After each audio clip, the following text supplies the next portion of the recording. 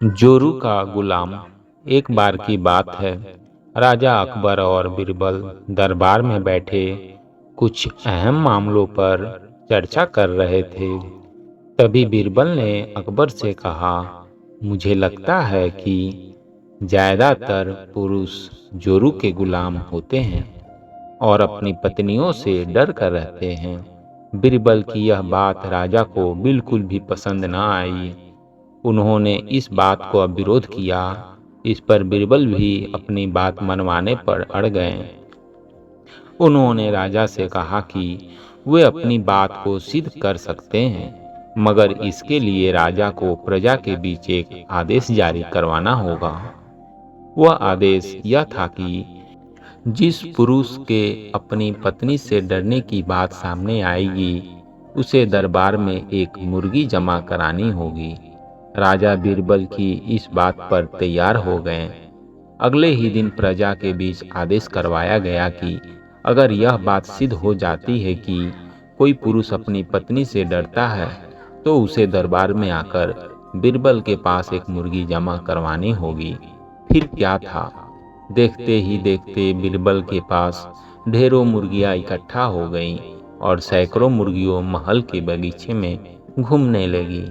अब बीरबल राजा के पास पहुंचे और बोले, महाराज, महल में इतनी मुर्गियां इकट्ठा हो गई हैं कि आप एक मुर्गी खाना खोल सकते हैं। इसलिए अब आप इस आदेश को वापस ले सकते हैं। मगर महाराज ने इस बात को गंभीरता से नहीं लिया और महल में मुर्गियों की संख्या धीरे धीरे और भी ज्यादा बढ़ने लगी।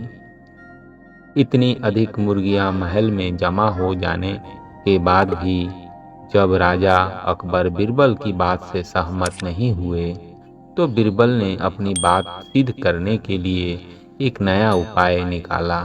एक दिन बीरबल राजा के पास गए और बोले, महाराज, मैंने सुना है कि पड़ोस के राज्य में एक बहुत ही खूबसूरत राजकुमारी रहती है। अगर आप चाहें तो क्या मैं आपको रिश्ता वहां पक्का कराऊं? यह सुनते ही राजा चौंक उठे और बोले, बीरबल, तुम ये कैसी बातें कर रहे हो? महल में पहले से ही 2 महारानियां मौजूद हैं। अगर उन्हें इस बात की भनक भी लगी तो मेरी खैर नहीं होगी। यह सुनकर बीरबल ने तपाक से जवाब दिया, चलिए महाराज, फिर तो आप भी मेरे पास 2 मुर्गियां जमा करा ही दीजिए। राजा बीरबल का ऐसा जवाब सुनकर शर्मा गए और उन्होंने अपने आदेश उसी वक्त वापस ले लिया।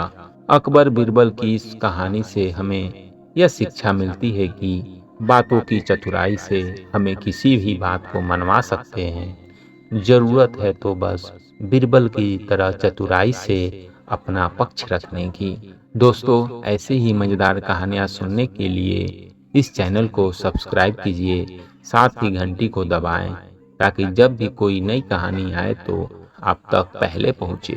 धन्यवाद दोस्तों।